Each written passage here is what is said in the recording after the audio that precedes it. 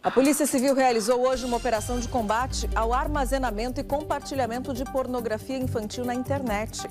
A ação ocorreu em 5 cidades gaúchas e o resultado dessa ofensiva contra o crime, a gente fica sabendo agora com o Jonathan Bittencourt. Põe na tela. Olá, Vanessa, uma boa tarde para ti, para todos que acompanham o Cidade Alerta. Uma operação que foi desencadeada nas cidades de Porto Alegre, Gravataí, Santo Antônio da Patrulha, Caxias do Sul e no Litoral Norte, em Capão da Canoa. Operação Dark Trace, que diz respeito ao rastreamento, à procura de indícios, elementos que envolvem a exploração sexual de crianças e adolescentes. Uma operação que já resultou na apreensão de vários materiais, né, delegado? Como é que foi isso? Vocês foram até esses endereços, não só a Polícia Civil, o próprio Instituto Geral de Perícias, para agilizar esse trabalho, né? Então, essa foi uma operação realizada, mais uma operação aqui da DPCA de Canoas, onde, ao longo de 6 meses de investigação, nós fomos monitorando o fluxo de arquivos contendo pedofilia e abuso sexual infantil, e aí localizamos nestas cidades um alto número de compartilhamento de arquivos que foram os alvos que hoje foram cumpridos mandados de busca, juntamente com os peritos do IGP aqui do nosso estado, e onde realizaram uma perícia prévia nesses equipamentos e constataram ali os fortes indícios da propagação dessa pedofilia.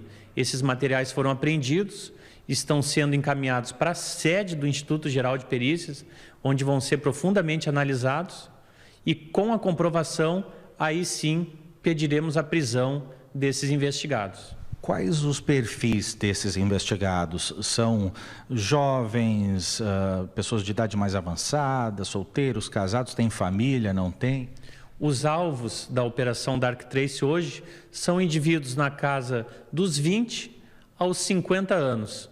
Eles têm as mais diversas profissões, sem antecedentes policiais e sem nenhum estereótipo ou nenhum perfil criminológico, o que dificulta as nossas investigações e demanda um cuidado maior da sociedade, porque é um inimigo invisível. Nós não conseguimos saber quem é um abusador, quem é um predador sexual, até que ele cometa o crime. E os materiais, eles eram produzidos aqui no Rio Grande do Sul? A gente está falando de fora do país, do próprio Brasil?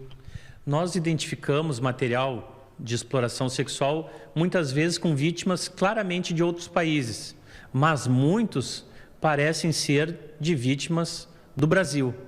E aí, num próximo momento, tentaremos identificar os locais onde esses atos acontecem e também as vítimas, para então resgatar as vítimas.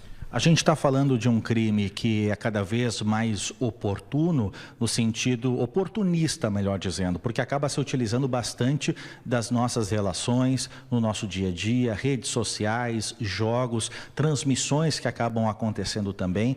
E eu pergunto para o delegado justamente isso: como se proteger, tendo em vista que é um perfil muito diverso e também, ao mesmo tempo, um crime que é cada vez mais sagaz na forma de se aproximar dessas crianças e desses adolescentes. Muitos não são nem precisam ser raptados para isso, que o crime acaba chegando até eles, pegando materiais deles e aí por diante. Mesmo com um alto número de prisões e investigações aqui da DPCA, nós não ficamos satisfeitos, porque o mal já foi feito, né? Então, aquela criança já sofreu um abuso. Então, esta prevenção demanda um trabalho principalmente dos pais. Os pais têm que assumir essa responsabilidade de educar e de esclarecer os seus filhos dos riscos do ambiente virtual. O simples fato, por exemplo, de retirar o ponto da internet do quarto do filho e botar o acesso do seu computador e a internet na sala, já inibe conversas inapropriadas, inibe o envio de nudes, inibe o acesso à pornografia. Então, são esses pequenos atos que têm um efeito muito grande na prevenção do abuso sexual. Disque 100 é o número para denúncias, né? Mas a própria autoridade policial, as polícias militar e civil também estão aptas a receber esse tipo de conteúdo, esse tipo de denúncia. E assim como existe a possibilidade, certamente quem está em casa já foi um pouquinho mais longe e pensou, tá, mas tira o computador, hoje a filha tem tablet, tem celular, e aí existe a possibilidade do controle parental, também aplicativos que são difundidos, no próprio Google tem controle de acesso por parte dos menores com a supervisão dos pais, que podem autorizar ou não o downloads, que seja baixado algum tipo de arquivo, algum tipo de programa, algum tipo de aplicativo, e tudo isso tendo a monitoria, o monitoramento dos responsáveis. Operação Dark Trace, que tem os próximos passos daqui para frente, com a apuração da origem desses materiais e também na identificação de mais envolvidos. É contigo, Vanessa. Obrigada, Jonathan. É isso aí, cada um fazendo a sua parte fica muito mais fácil para as autoridades, porque dificulta o trabalho dos criminosos.